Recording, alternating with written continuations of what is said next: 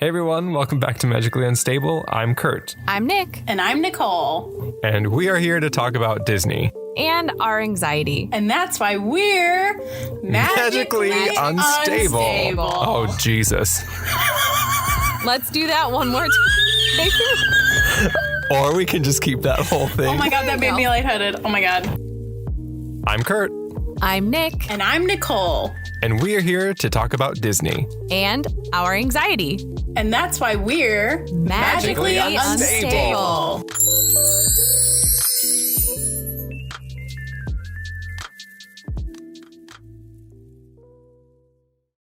All right, everybody. Hi. Welcome back to Magically Unstable. I fucking hate when you do that. Well, maybe you should be more prepared. I literally am the most prepared right now. Are you, though? Why? I think my favorite, if you guys listen to our episodes every week, my favorite part of last week's episode was Nicole saying that she had a note prepared and Nick going, oh, it's Nicole's first time having a note. And Nicole not hearing that and me going, yeah, literally. Yeah, I don't remember that. Yeah, it was like just under the threshold of you hearing it, and Kurt and I just stared at each other and we were like, Oh, man. Didn't hear it. oh. Would have been a better burn if I would have heard it. I think it was a better burn. Never mind. Let's just get past this. Nicole, how was your week?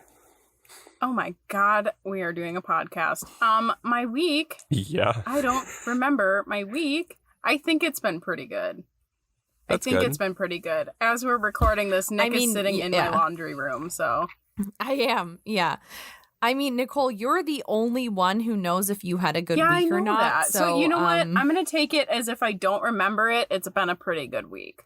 All right. That's solid. Yeah, that's fair. Yeah. That is nothing fair. like tumultuous has happened. All right. Great. Kurt, how was your week? My week was good. I basically took the week off of doing like literally anything. I played Pokemon Snap like every day, Animal Crossing every day.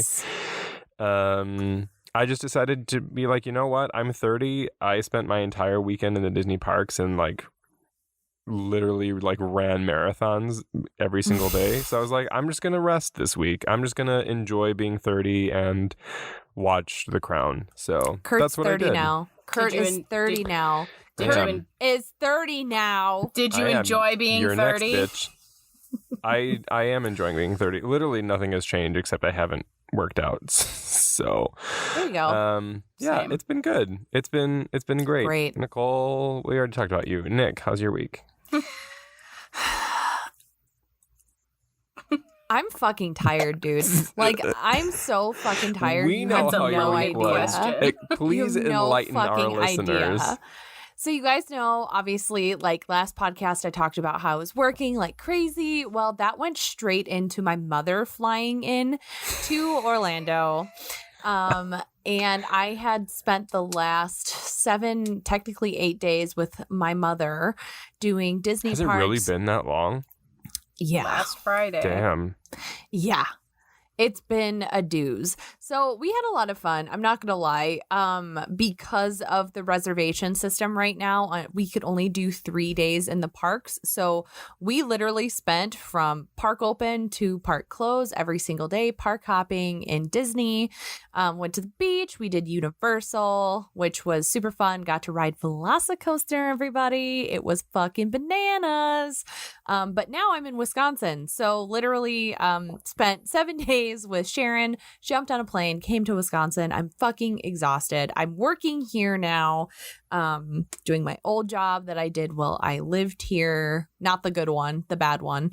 I'm fucking this tired, is the bad yo. Place. Yeah. So that has been my week. I literally I cannot wait for this next week to be over so I can actually finally fucking breathe. So yeah. Yeah. Overall, nice. good. Busy. Yeah. Good. Yeah. Good. Alrighty, well, let's dive right into this week's episode because we have a lot of shit happening this week that we're super excited about. It's our inaugural episode of our cast member therapy session. Yee! Oh my God. So freaking excited for this moment. We have been wanting to do this so long. Cannot wait long. for you guys to hear our interview with the cast member, ex-cast member, Mike Belmont. It's super, super great and a lovely perspective. So stay tuned to the end because that's coming up for the cast member therapy session. Okay, so let's head into housekeeping after our first break. Surprise, we have a new break. Yay! Congrats, money, ads. Woo. Yay! All right, guys, welcome back. Let's head right into housekeeping. Mousekeeping. We're calling it mousekeeping. Mousekeeping. Here we are. The arguably worst or best part of the podcast, depending on what your opinion is on it. So, hey everyone, welcome if you're new. This is Mousekeeping, formerly known as Housekeeping, where we talk about all things new that happen throughout Disney, company, parks, all the goods. So let's go ahead and start with Kurt. What's happening in Disneyland? Not too. You okay, Nicole? Yeah, I'm good. I'm that good. was guttural. It was too much to explain. I also, before we get too far into mousekeeping, I would like to point out that Nick is at Nicole's and she's in her laundry room, but she's only using the light of her laptop right now. And it looks like a scene when somebody is trapped in a horror film and they can't really do much. Like you only see like so much of their face. That's what I'm looking at right now. It's really great. It's for the best. For the best, for everyone So involved. There's not too much happening at Disneyland. They have, starting July 1st, they have extended their park hours, which is super hopeful. So they're currently open from 9 to 9, both parks. But starting July 1st, Disneyland Resort will be open from 8 a.m. until 10 p.m. And Disney California Adventure will be open from 8 a.m. until 9 p.m. So Disneyland is extending by 2 hours, an hour on each side, and DCA is by 1 hour in the beginning. So that's exciting and hopeful that things are expanding and things will be open and maybe some more things like an annual pass will come about or fast passes or some type of maybe nighttime event. I know that as of June 15th, California is lifting all of its mandates, which is actually the day that Disneyland will get rid of temperature checks, which was also announced. So bonus mousekeeping for Disneyland. Temperature checks will be no more as of June 15th. Did I say January before? I don't know what you said. I don't know. I may have said January. I definitely meant June. June 15th. So yeah, that's what's going on here at Disneyland. Nice. Nicole, what's going on for the Disney company? What's going on for the Disney company? Let me tell you. The Lion King and Aladdin on Broadway have set return dates for September of 2021. Wow. Nice. So some That's Broadway exciting. shows are So coming exciting. back. Hell yeah. Which, like, literally, we always talk about the cast members, you know, how, like, they lost their jobs. But literally, Broadway and, like, the entertainment sector of the world, like, literally, so many of those people still don't have their jobs. So, like, fucking yay. Yeah, that's super exciting. Honestly. I am very bummed that we're going to New York for a wedding. Like, I think it's like 2 weeks before or like a week and a half before it comes back. So I'm like, great. Maybe I'll just Damn. plan another trip to New York to go see some shows. Hell You'll yeah. have to.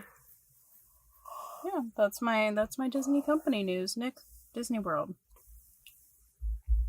So here we are again with fucking egg on our face like a bunch of goddamn clowns. Last week, we literally were bitching about not like Disney not All I think of is the fucking Office when Dwight's like, oh, look at you, egg on my face. Well, that's all three of us saying it to each other. Yeah. So this has happened multiple times where we like pretend like we're going to predict something that's going to happen at Walt Disney World and we're wrong. It just goes a complete like opposite way of what we think. Literally. So if y'all haven't heard, last week we were all like, Disney's not going to lift the mask mandate. Well, they did.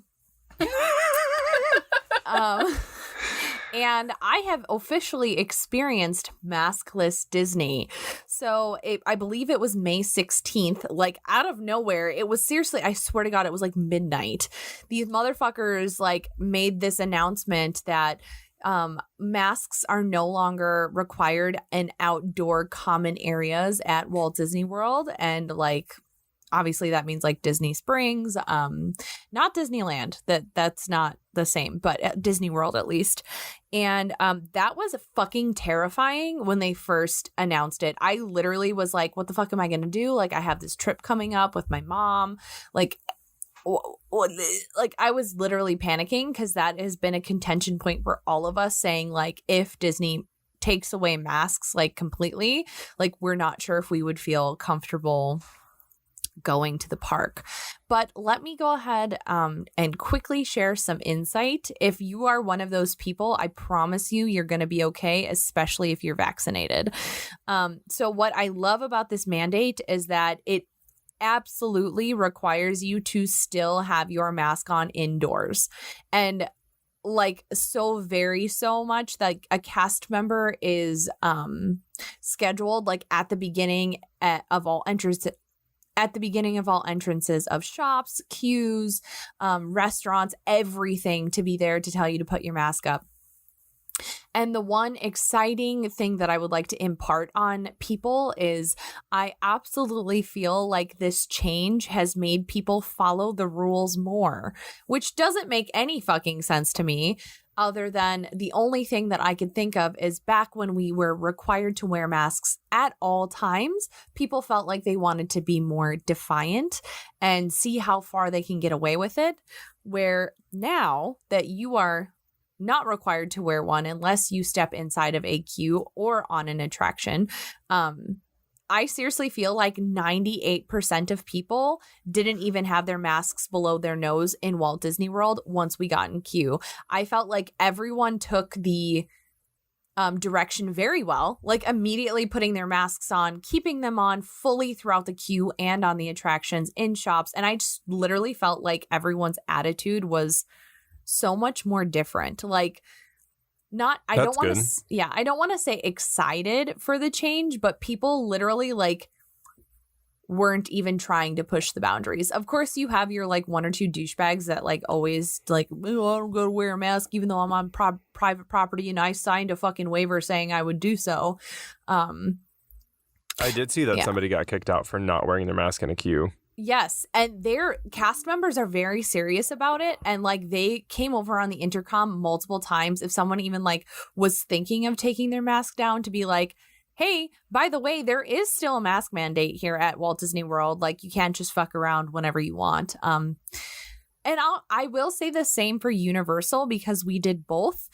So mask wearing went up from like 40% to like 65% at Universal, like when you had to, which is a huge improvement to me.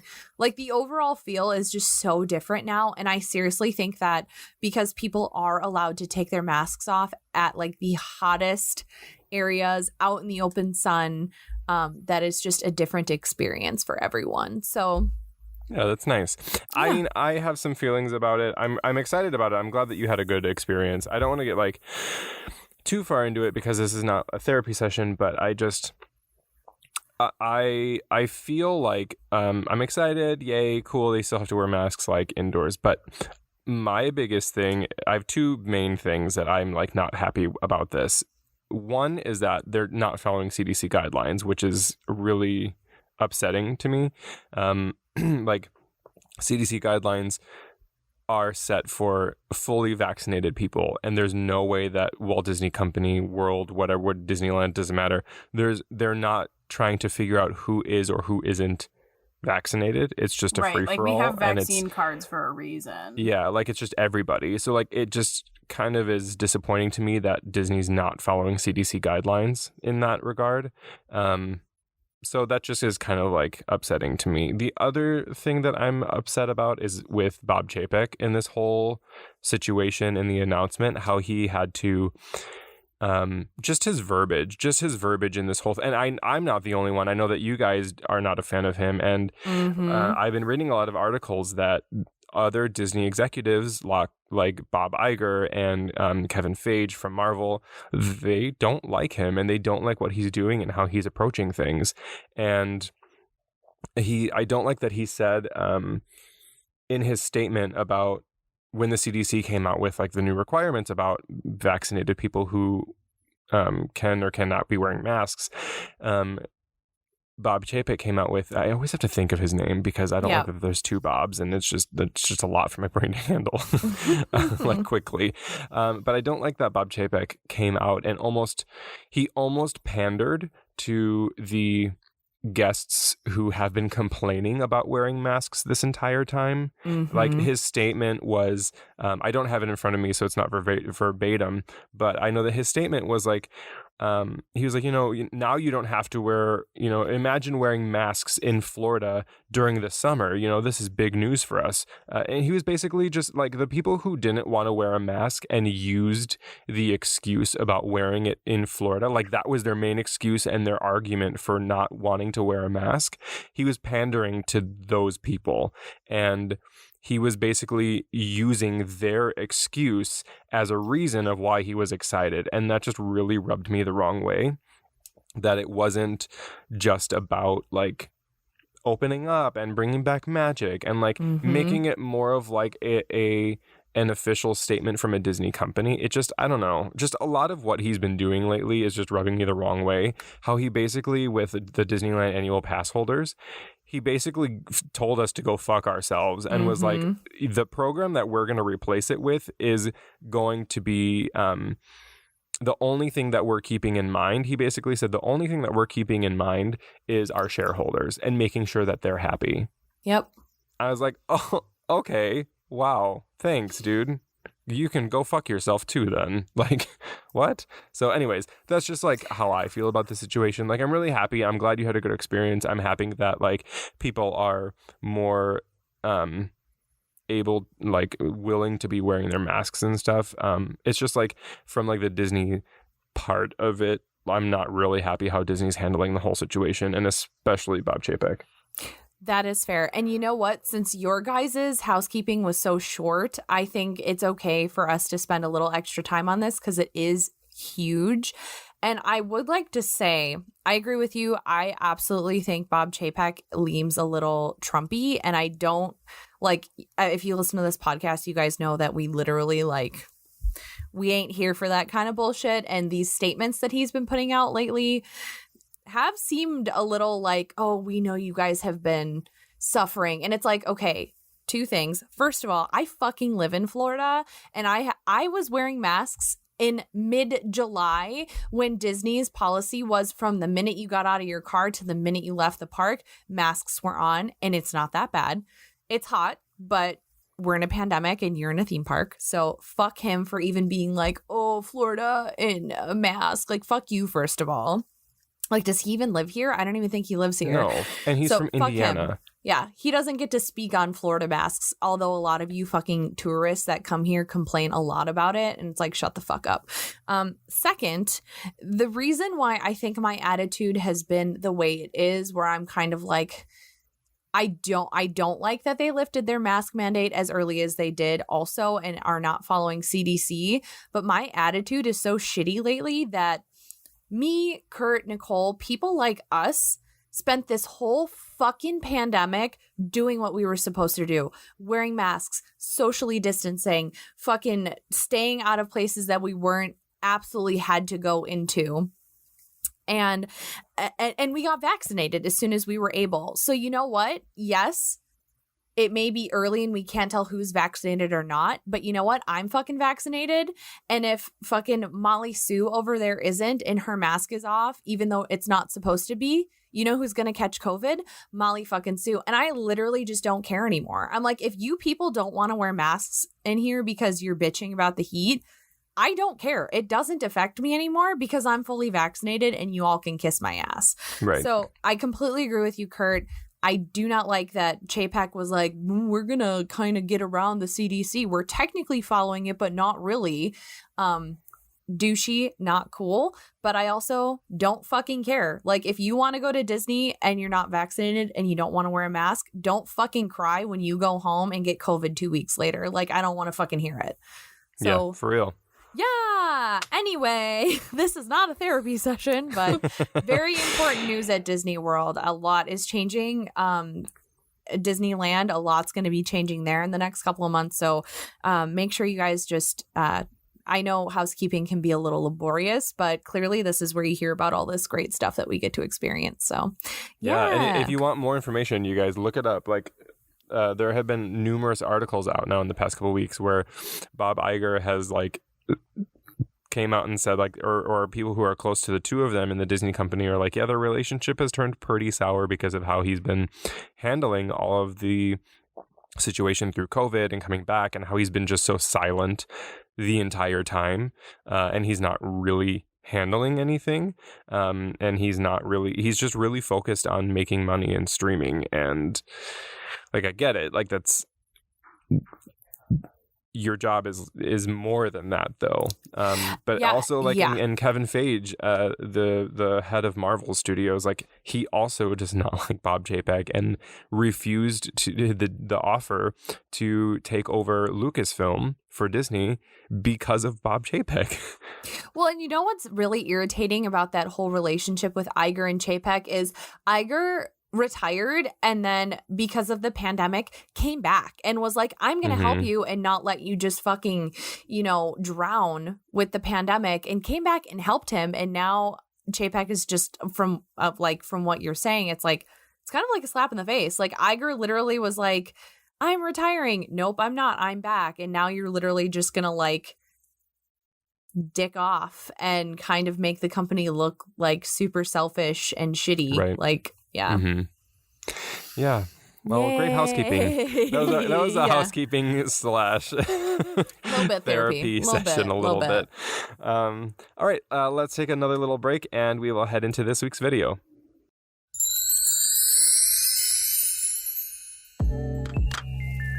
All right, everyone, now that we're stopped, let's take a minute to shout out to our socials.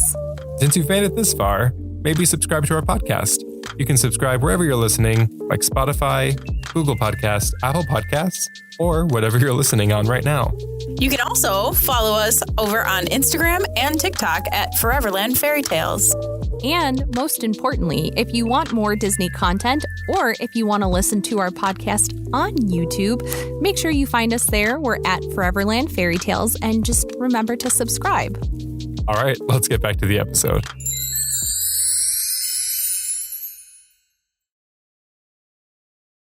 Alrighty, welcome back. Let's dive in to a pretty, I feel, helpful video of your first trip back to Disneyland post-COVID. So we all know that Disneyland has opened, and I went, what was it, a week ago now? So I think it was about 3 weeks or 2 weeks, no, 3 weeks after it had reopened. And I decided to make this video just giving like 5 basic tips to alleviate anxiety going back, just because a lot has changed, and I wish I would have known more information on what had changed and ways to navigate those changes easier, more easily. It just caused a lot of anxiety for both days in the park, and yeah, I just wanted to make this video to help other people not have that same anxiety that I had, because a lot has changed, and there's a lot of things that are being done differently post-pandemic than pre-pandemic. So yeah, let's get a little bit into that. I'm not going to go too far into it because I think the video is really important, and I really go into detail on all of the factors that I talk about in the video itself. So make sure you head over to our YouTube channel, Foreverland Fairy Tales, to watch the whole thing and get all of the information. But my 5 tips that I really talked about were kind of just like led you through my day, because I literally made the outline for this video while I was in line for Indiana Jones, because I was so stressed out about everything that I was experiencing. I was like, I'm going to put a list together right now so I don't forget anything, and I'm going to talk about it because I'm sure that if I'm having anxiety about this, I'm sure other people are having anxiety about this, and I want to put a video out there to like help people navigate this. So the first thing I talked about was the parking situation and how that's different and what your options are. And that kind of also deals with getting into the park. The second thing I talked about was mobile ordering for your food and how to kind of like navigate that and plan that out so you're not waiting an hour and a half to eat something. And then the third thing I talked about was wait times, because just like in Disney World, the wait times are posted much longer than they actually are, to, I guess, alleviate crowds. I don't really know why, but I think they do it. I think they just like to lie to us. Yeah, exactly what you're saying, to like push people throughout the park. But anyway. Yeah. Then the fourth, is that the fourth thing? That was the third, I think. The fourth thing I talked about was, let me get the fucking outline. Oh, that's what I missed. Okay, so sorry. First thing I talked about was parking, mobile ordering. Then I talked about boarding groups. Boarding groups just in the sense that there are 2 rides now that you have to get a boarding group for, and that is Rise of the Resistance. That is normal. That was actually less stressful than it was pre-pandemic. But the second one, which was extremely stressful, was Indiana Jones, because it is not the same system as Rise of the Resistance. It is very, very different. And then I talked about the wait times and then also the line queues, because you're not allowed to queue inside any type of building for more than 10 minutes at Disneyland or at a California theme park as of this recording. So that was a little stressful because the line queues wrapped all the way through the walkways. There was nowhere to walk. It was just very overwhelming. Like the Pirates queue and the Haunted Mansion queue merged at one point and nobody knew what line they were in for what ride. And the Pirates queue wrapped all the way to Haunted Mansion and back 4 times, took up every single walkway there's 3 walkways by the Rivers of America. There's the main one, there's a second tier, and then there's the one that's like very up close to the river, where you would sit for FANtasmic. The Pirates queue took up all 3 of them. So it was just a lot. It was just super overwhelming. So I talked about all of that and how to navigate it, and how to alleviate some stress and really plan your trip post pandemic, because it's a doozy if you don't really know what you're getting yourself into. That's so interesting to me, like hearing this, and also just like the comparisons between Walt Disney World and Disneyland and how things have been managed COVID wise.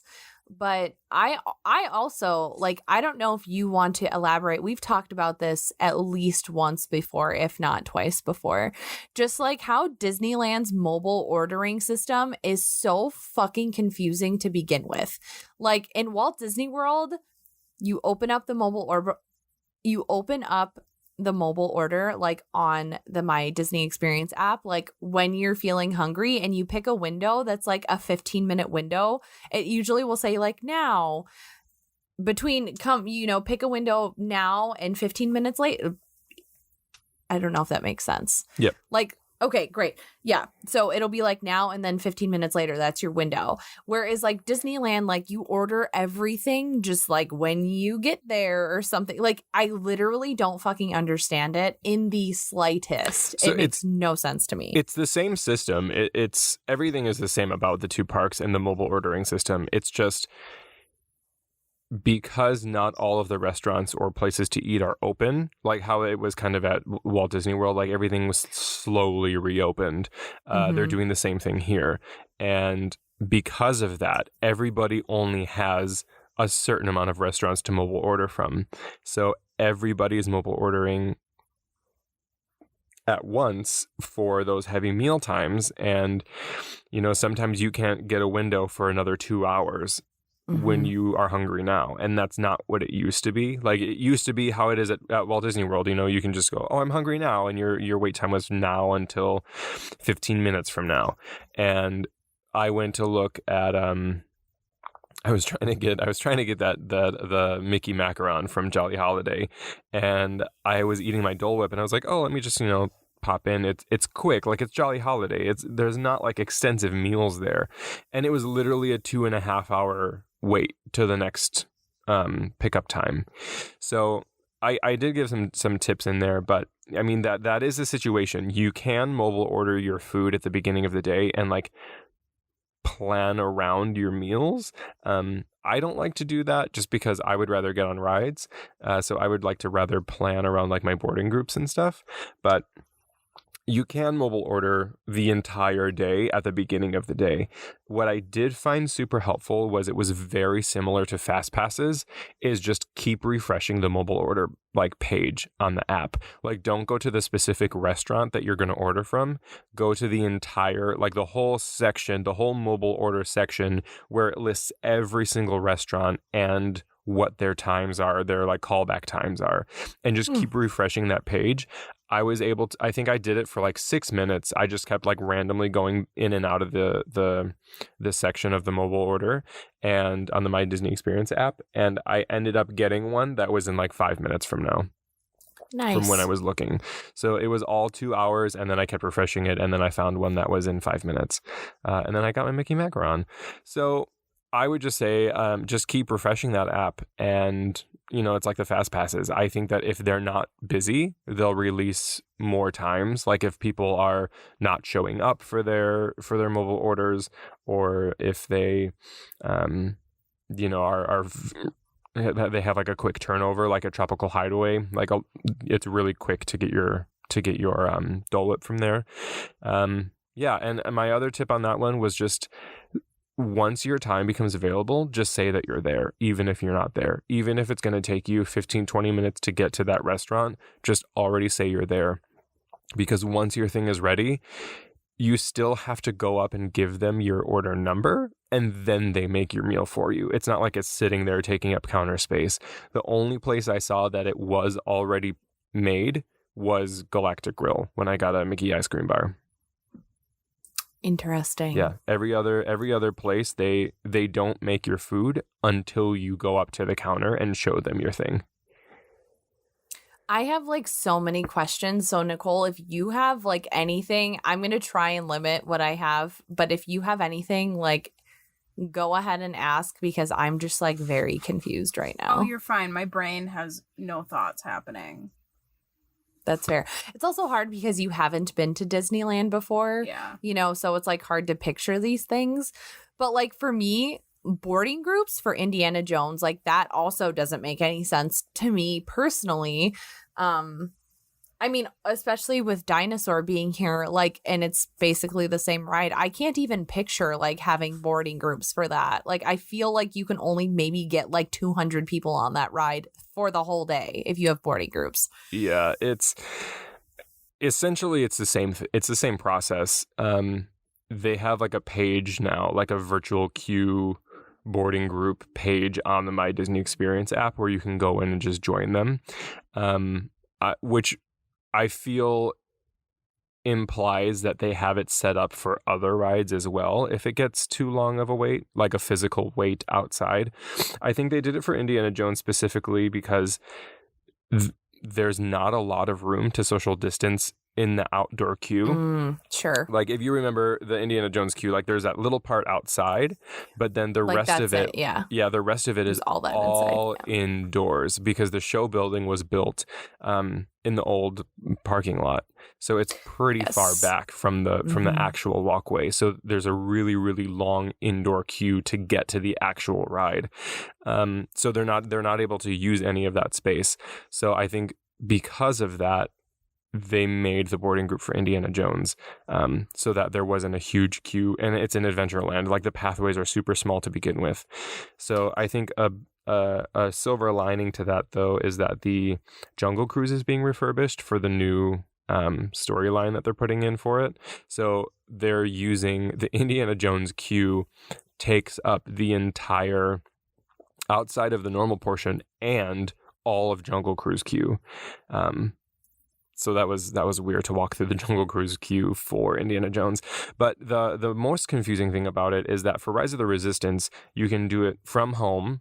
If you have a ticket and reservation for that day, you can get it at 7 a.m. from your house. And then you can also, there's a second release at noon where you can get it from either if you've checked into DCA and you have a park hopper, or if you've already checked into Disneyland. It doesn't matter where you are, as long as you have a park hopper for Disneyland, you can get it at noon. Indiana Jones, however, even if you have a park hopper, even if you have a ticket for that day, you cannot get in the mobile queue or the boarding group or whatever. You cannot access it until you're scanned in to Disneyland Park itself. That's the only way that you can get on the ride. And Yep. I don't think that they always have it. I think they activate it once the wait time exceeds a certain amount of time. Because I think the first day we went on, I'm pretty sure we were able to get in line. I don't remember. I think we actually had a boarding group for the first day also. But the hard thing was that, like, you know, we were looking, and the boarding group that we got into, it didn't give you a number, but it gave you a wait time, and it was like 500 something minutes until we were able to get called back. And, you know, it was hours and hours. It was one of the last rides we did, and we had gotten into the mobile queue, I think, at like 11 in the morning. Mhm. Like, it packs up really fast. So I think it's smart of them to do it. It was just a little confusing because there was no news about it, and there was no, like, information out there that I found on, like, what the fuck happens and, like, what you can do. So yeah, that was that for that. Walt Disney World actually did, like, just change their Rise of the Resistance process as well. The same thing, where the second boarding group at 1 p.m. So the first one you can do from home, the 7 a.m., but the 1 p.m. has to be done within Hollywood Studios, specifically to prevent people who are trying to park hop to get a boarding group. But, like, it wasn't announced anywhere. They just did it. And they also, you got a boarding group number, but it also had, like, when my mom and I got one, it was like, it said we had like 280 minutes and we were boarding group 125.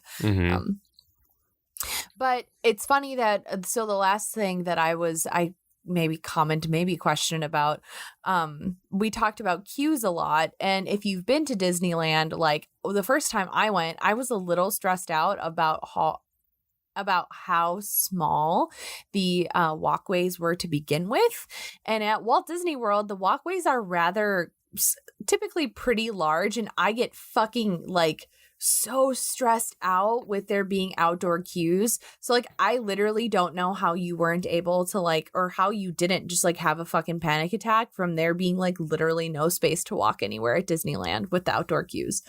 Yeah, it was super confusing. At one point, we got stuck in the Pirates queue. Like, we were trying to walk to Galaxy's Edge. I think it was for our Rise of the Resistance Fast Pass, and we got stuck in the queue because there was no way to get around, and it was super confusing. And, like, we didn't know that it was the queue for Pirates because it looped so much. And then we just, like, ran into a rope, and we had to, like, go over the rope for the queue. It was very confusing. So after that, we just kept going around Galaxy's Edge the other way. So we would just avoid that, you know, New Orleans Square altogether. You know what blows my fucking mind, though? Because with Walt Disney World, like, we don't have that 10-minute indoor rule. And I'm just thinking about, like, pre-pandemic time, like, where did all of the people fit? Like, everything has, like, outdoor queues now, and when we go indoors, it's the exact same queue as pre-pandemic. But, like, do you ever remember queuing up outside of a ride queue entrance? Like, I don't. I literally don't ever remember doing that. At Walt Disney World? Yeah, like, usually you just always go in through the entrance, and I'm really interested to see if it's because people are just, like, naturally still socially distancing. So, at Disneyland, is it normal to outdoor queue? Yeah, specifically for Pirates, that's Okay. And Haunted Mansion, because the outdoor queue is relatively small. Just there's not a lot of space there. But if you add in social distancing and you add in you can't be inside. It just pushes everybody outside into the walkways. What I did notice is actually once you get into the building of Indiana Jones, like into the inside queue, you can see on the ground where they used to have 6-foot markers. And like it's just weird to see that, like how prepped they were. Like the fact that they had social distancing markers like inside. Yeah. It's just weird to see like how ready they were to open a year ago now. But you can see where they were, and I think that because that they're gone, like they're just completely, there's no social distancing markers once you get inside until you get up to the ride. And I think it's because they're probably going to keep this until the 15th when the California mandates are lifted. And on June 15th, and then once that happens, everything will just go back to normal, and there won't be any social distancing. I'm sure they'll lift the mask mandate to match Walt Disney World. Like it will all happen very, very fast. And I think that once that hits, that everything will just be back inside and be back to kind of basically how it was before it closed. The other thing I want to elaborate on just a little bit here is the parking situation. If you don't watch the YouTube video, I think it's important to know that you can park at Mickey and Friends like normal, the normal parking lot. The wait to get in is extremely obnoxiously long because they don't want to overfill the Esplanade, which happened when we were there. Even though we had already waited almost an hour to even get to the Esplanade once we parked. There was a line to get into the Esplanade that was all the way back to the tram route underneath the monorail past Disney Springs. But then once you downtown Disney. Downtown Disney. And then once you actually get onto the Esplanade and like into the parks, the lines to get into DCA went from the ticket booths or the ticket kiosk, like where you scan your ticket to get into the park. It went all the way to Disneyland, wrapped around, and went almost halfway back into the Esplanade. And there were no cast members out there helping. Like everybody, it was just a fucking free for all. And so many people were confused, and thought people were cutting because people wanted to go to Disneyland, but they were in a DCA line, and it was just it was a fucking mess. So I would recommend doing what we did and park at the Anaheim Garden Walk, which is like a 5-minute walk. It's actually faster than walking from Mickey and Friends, if not the same. And we got there at like 8:30 in the morning. Like we parked at 8:30 in the morning, and we got into Disneyland at like 9:05. It was about a 30-minute wait to get in. It was super fast. It was super simple. I would highly, highly recommend doing that over the struggle of going to Mickey and Friends. Nice. That's all great information. I'm super excited. I'm a little sad that I probably will not be visiting Disneyland and seeing their COVID precautions, because I am like super interested, and like my mind is blown that like Disneyland has tried so hard throughout this pandemic to be like super safe and super great. And like once the 15th hits, like it's probably all of that work that they prepped for is just kind of just going to go away. So I'm a little sad that I'm probably not going to see it. But Kurt, this is great advice for anyone who is planning to go prior to that date, because this is seriously so different and so crazy. Like I would feel lost if I didn't have you with me. So this YouTube video is going to be super helpful for anyone who is planning to go to the park. Yeah, let's hope so. Alrighty, well, that's going to wrap up this week's video. Make sure you head over to our YouTube channel, Foreverland Fairy Tales, to check out all of the information and all of the details that I wanted to give you guys to help plan your trip before the 15th, I guess. But alrighty, let's take another quick break, and then we will go into our very first cast member therapy session. You guys get to meet Mike. We're so excited. I'm so excited. I'm so excited for you guys to hear this. It's a great interview. We had such a great time with him. So yeah, let's take a break, and then we will play that audio for you. See ya on the flippity flop. Catch you guys on the flippity flop. Alrighty, guys, welcome back from our little break. We have our very first super exciting inaugural episode of our cast member therapy session. Yay! We're so excited. So we've been teasing this for I swear, I feel like it's been forever now. We've been wanting to start our cast member series for so long, and it's finally been like here. 6 weeks that we've been teasing it, I think. I know. And it's here. And we're so excited to have Mike here with us. If you guys have been a listener for a little while, you've definitely heard us talk about the Park Prodigy before. And Mike here is the owner of the Park Prodigy, and he is a former cast member. So Mike, as our very first guest for our cast member series, let's hear a little bit about yourself. Hey everyone. So my name is Mike Belmont, and I was a Walt Disney World cast member from early 2011 all the way through 2012. And now I am the owner of the Disney blog, theparkprodigy.com. We got a bunch of great free vacation planning tools, some discounted theme park tickets to put the quick plug in there. We all love a shameless plug. It's the salesman in me. But I am super excited to be on the show, and obviously thank you guys so much for inviting me. We definitely felt like we had to, I don't want to say christen, but like you absolutely had to be the first cast member we had on for this session. Absolutely christen. Yeah, there we go. The Park Prodigy has been this elusive entity on Magically Unstable for our listeners for a little bit. So it's definitely the right fit for our first episode. Yeah. So yeah, we're super excited to have you here with us. And just if you are a new listener, welcome. We're so sorry you've had to have this as your first episode, because I'm sure it's been rough for you. But if you're not, you've probably heard a little bit about this, but you're going to just have to sit through while I quickly explain what Mike's going to talk about here in just a minute. So with this series, we really wanted to give cast members a platform to kind of, I guess, bitch about Disney or get something off of their chest, because we all know Disney is not all pixie dust and smiles all the time. So we're going to move into Mike's therapy session, where we're kind of just going to let him go off a little bit. So Mike, if you're ready, go ahead and let's hear it.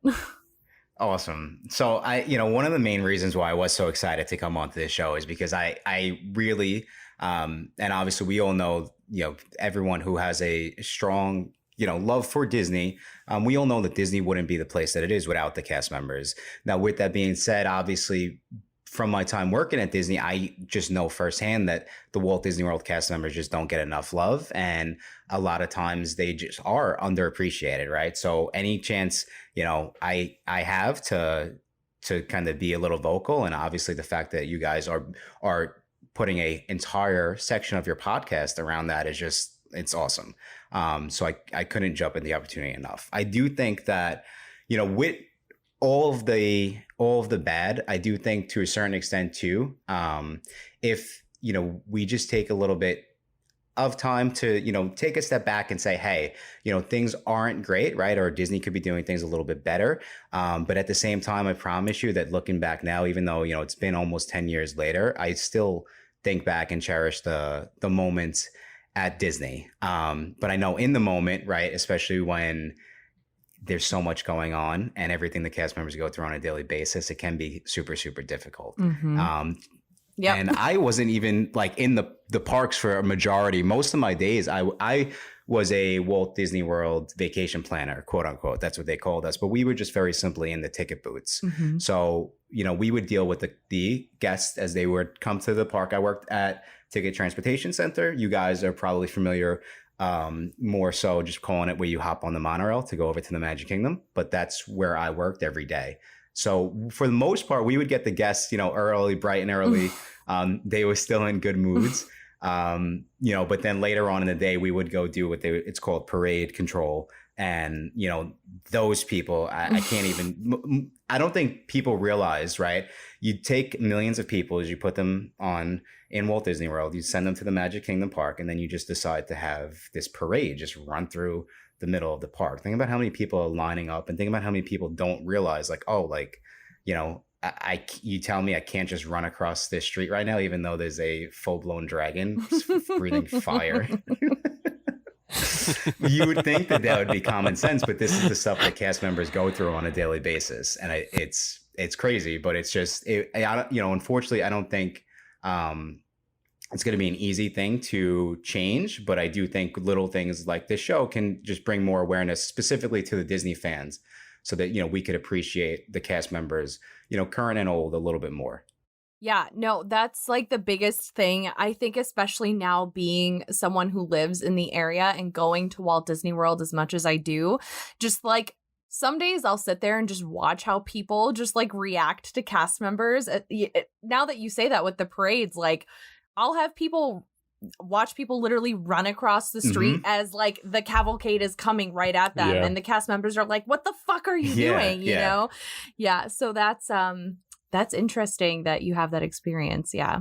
Listen, it really is. I think when people get on vacation, that, and I guess it's rightfully so, but at the same time, we got to still use common sense. I think their brain it goes into like vacation mode, and it's like all bets are off. But at the same time, we have to just remember that Walt Disney World wouldn't be possible without the cast members. And at the same time, like they're just doing their job, So if they're asking you to do something, I would say, of course, there are some people, right, that they would piss me off, and I would sarcastically tell them to have a magical day, right? it's just human nature. But for the most part, like they just want to make the place a better place, and they're just doing their job, Yeah, for sure. No, I get that. I get that so hard, especially, you bring up without cast members, there would be no Walt Disney World. And we have to remember like what cast members have been through in the last year, like total hell and like everyone losing their jobs. And it's like just don't be a dick. Like seriously, don't be a dick. And this was a problem long before coronavirus. I mean, everyone was busting chops about millennials in Walt Disney World. I was like, bro, like who do you think works in Walt Disney World? Like who do you think is sucking it up, making, minimum wage to like let this show go on? It was crazy. It was crazy. I bet. Yeah. Great. Do you have like a specific experience that you can remember that was just like kind of like just like really just grinded your gears working at the Ticket Transportation Center? Yes. And I will say this to I will say this, right? I love my time at Walt Disney World. I was lucky enough that, especially I will say, if if there's any young listeners and you guys are thinking about possibly going to work at Walt Disney World, and I would say too, taking it one step further, the only reason why I'm able to have my business that I have now is because of Disney. The way that they trained me as far as selling tickets, right? That's what I do now. Honestly, it's the only thing I've ever been really, really good at. I will say that the company does a lot of things right. And if you are interested in business, go and be a vacation planner, because you literally will see every single every single facet of the business. Specifically though, one situation happened that was kind of like I was just kind of thinking, I'm not getting paid enough to do this. Now, obviously looking back at the time, I wish I maybe would have thought a little bit differently about it, because at the end of the day, you're a part of the Walt Disney Company. You have to do and go above and beyond, just like they say. But in this situation, we used to sell, like I said, the tickets. Specifically, this situation was the tickets for the special events. Now, at this point, I'd been working for Disney for almost a year, and it was in November, right around Christmas, the time when they started doing the Christmas events. So Mickey's Very Merry Christmas Party is obviously one of the most popular events in Disney, and the parties sell out. But of course, most people aren't either aware of that, or a lot of people just leave it for the last minute. So this one night, this woman comes up to me with her son, and, I just had to break it to her, I'm so sorry, but unfortunately the party did sell out tonight. And we went back and forth for a little bit. I was just saying like, hey, there's another party in a few days, just trying to figure out like everything I possibly could just to figure something out, to help her. And, she couldn't get in tonight, but maybe there's another way for you guys to experience this awesome party.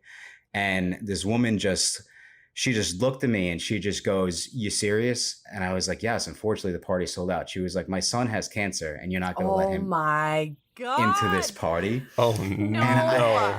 No. Dude, I just remember it was like, like a deep breath of just like, here we because you're sitting there and you're like, listen, like it's either, in my head I'm thinking, it's either this kid has cancer and this is completely like messed up that I literally have to tell this poor kid that he can't come into this party right now, or B, this woman's lying to me, in which case that's when I was like, I'm just, I was like, I'm a 22-year-old kid. Like, I don't even know what to do in this situation. Yeah. Make-A-Wish should have made an arrangement.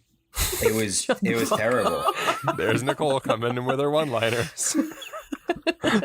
But in that situation, Goff, like, of course, like you could kind of tell the way the woman was just acting like, maybe it was her last resort, but I was just like, this is a terrible situation to be in. Yeah.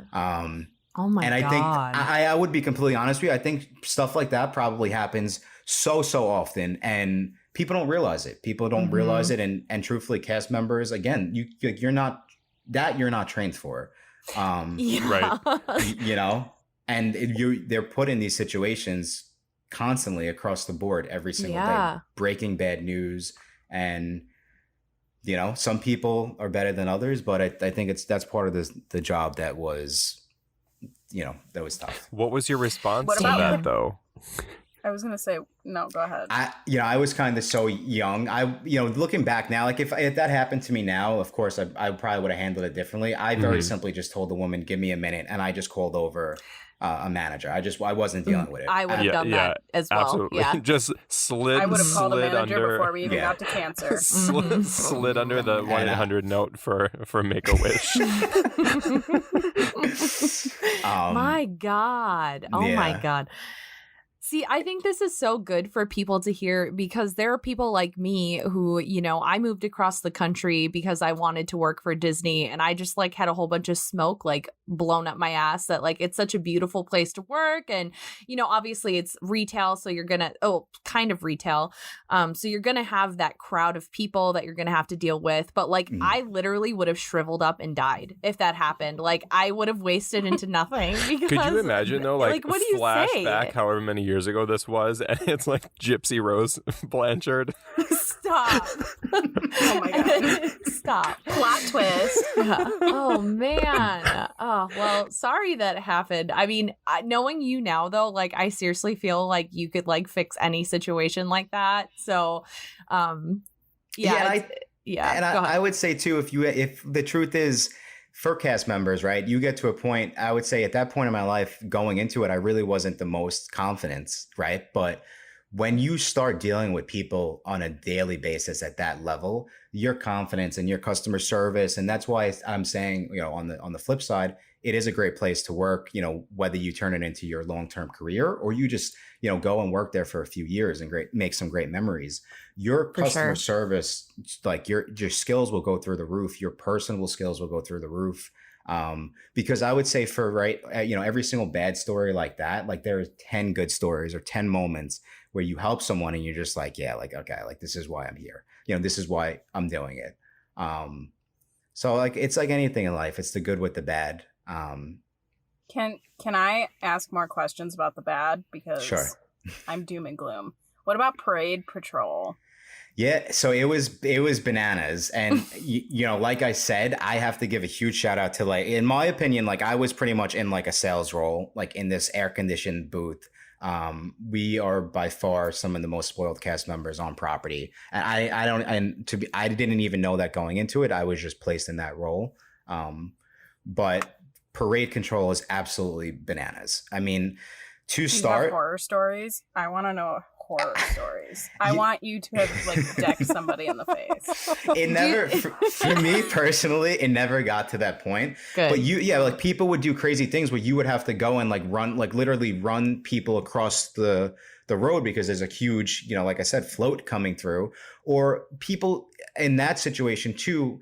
When I deal with clients, I'll always explain, and this is just my personal preference too. Like if I'm going to see a parade or if I'm going to set up for the fireworks at night, right? Like my thing is like, okay, like I love the fireworks. I'm going to show up 45 minutes to a half hour before. Like I tell the families like, hey, like you guys get a seat, like hang out, just enjoy it. Like dad, go grab some ice creams for the kids.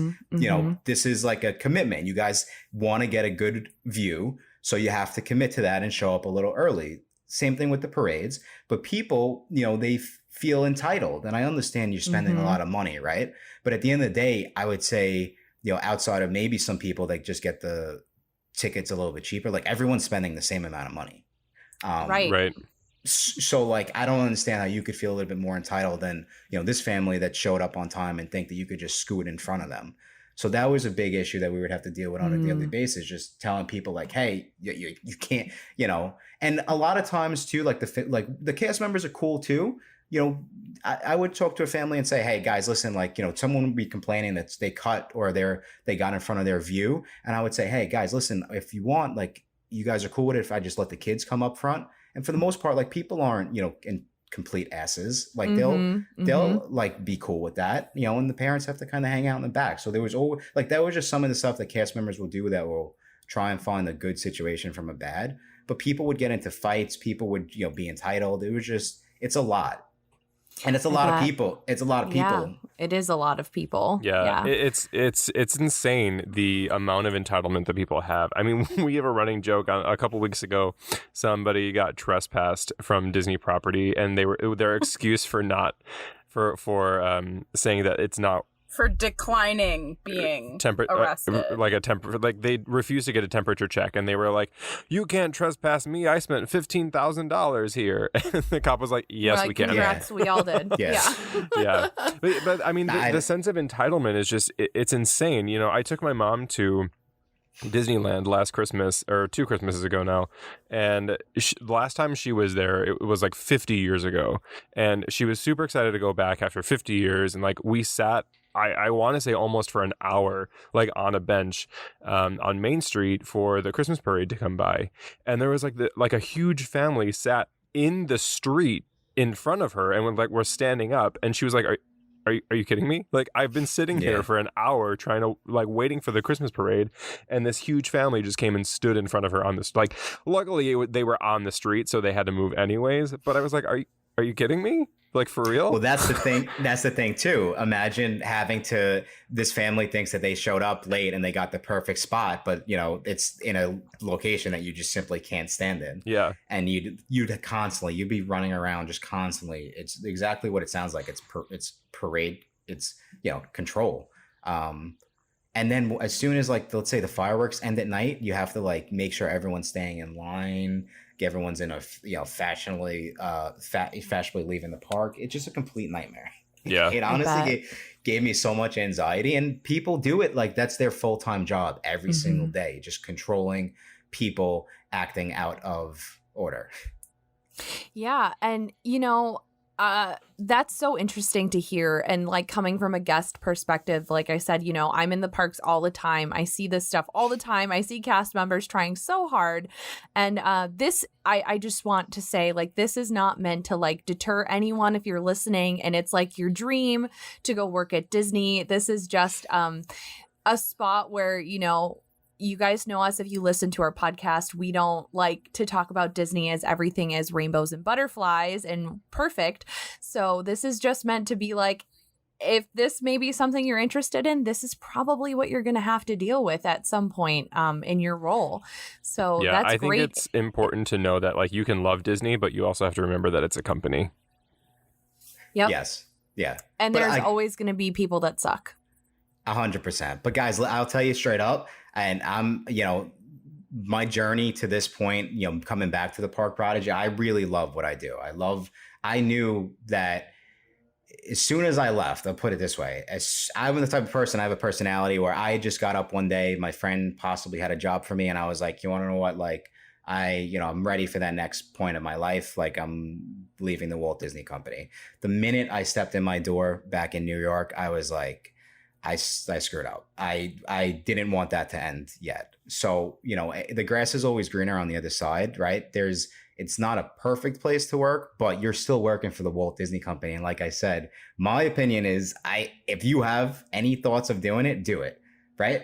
Experience it for yourself, because there's going to be some amazing moments that will make up for the bad. But if you're a fan, you might realize, like, hey, I prefer, just visiting the parks. Maybe you don't want to work there. Maybe you do. So I met some cast members 10 years ago that they are still doing amazing things at the company. Everyone's different, but having that experience for yourself is priceless.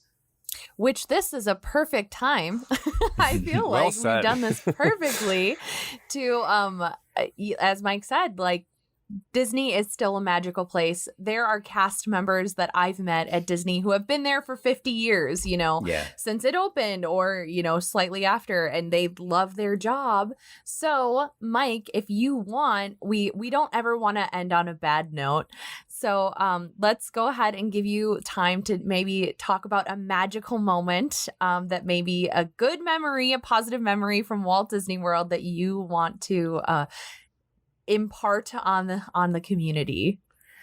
So I just have so many. I'm going to go through them all very, very, very quickly to let you guys know what you have to look forward to. First and foremost, though, I miss the cast members, right? Just every single memory, every single day working with some of the people that I met, especially at that point in my life. You could go back to Walt Disney World and it would still be magical, but it will never be like that point of my life with those people. Just having fun, especially when you're young, really living carefree, working for Walt Disney. I couldn't have asked for a better way to spend my early 20s. Two, I would say every once in a while when I would get out of work, I would kind of just look over. And you guys know I worked at the TTC now, so I would look over and Magic Kingdom would be lit up for one of the Halloween parties, right? Like little things like that, you'll never get that view anywhere else. And truthfully, as far as magical moments, and we've been talking a lot of stuff about the parade control, but when you're there, see, like working in a TTC, like I wasn't actually in the parks. So, every couple of days when they would send us to work parade control, being in the parks and realizing when I was having like a Frisbee catch with this, 5-year-old kid on Main Street. And at the end of the day, it hits you that I'm getting paid to do this. Yes. Are you getting paid enough? Absolutely not. And you'll never change my mind on that. But you're still getting paid to play Frisbee in the Magic Kingdom. And a lot of the families, when you actually take the time and attention to, have fun with their kids like that on a vacation, like when they're waiting for the parade and it's completely boring, they'll thank you and they'll talk to you. And the nice ones and the people who enjoy being there will let you know that they appreciate you. Yeah, I think that's great. I always think it's super important. What we like to do sometimes when we go to Walt Disney World is we'll bring like thank you cards, like pre-made thank you cards, and if we have like an exceptional experience, we'll make sure to like hand them like a thank you card or something. I saw I think it was on TikTok, somebody came, it was like one of the first days that Disneyland had reopened, and they brought in like a whole bunch of like single like roses and was like just handing them out to cast members that were there. Yeah, that's awesome. Yeah, it was super cool. We need more of that, truthfully, because I think another thing too is, the way that we get that magic back, and especially now when there are some cutbacks and stuff like that, the way we get that magic back is to, you want to keep cast members there, doing what they're doing and allowing them to make a living doing what they're doing for years to come. You won't have the turnover. You won't have bad customer experiences, like all that good stuff. So, it goes a long way to let someone know that you appreciate them. You never know too, because like if someone told me like, hey, when I was like on the ropes and I just got up one day, I was like, that's it. Like I'm out. If I had a different experience, maybe I would have stayed. You never know. Yeah. So you never know how you can impact someone's life. Yeah, I think all of this though, just like your magic moment, like really set a tone where it's like, I feel like working on both ends, us working in the park for you, Mike, and you working in the park as a cast member, like we do have, like for me specifically, I do feel like I focus a lot on the negative. And when you were kind of like telling that story, I think about it and like some of my weekdays, I get to go sit and drink coffee on Main Street and like just stare at the castle. And it just really is like, I guess there is still magic left. I get to sit on Main Street and drink coffee. Shut the... You know what, Kurt? I still have an annual pass. Man. Walt Disney World didn't cancel. I have an annual pass at all. Walt Disney World didn't cancel their annual pass program yet. Man.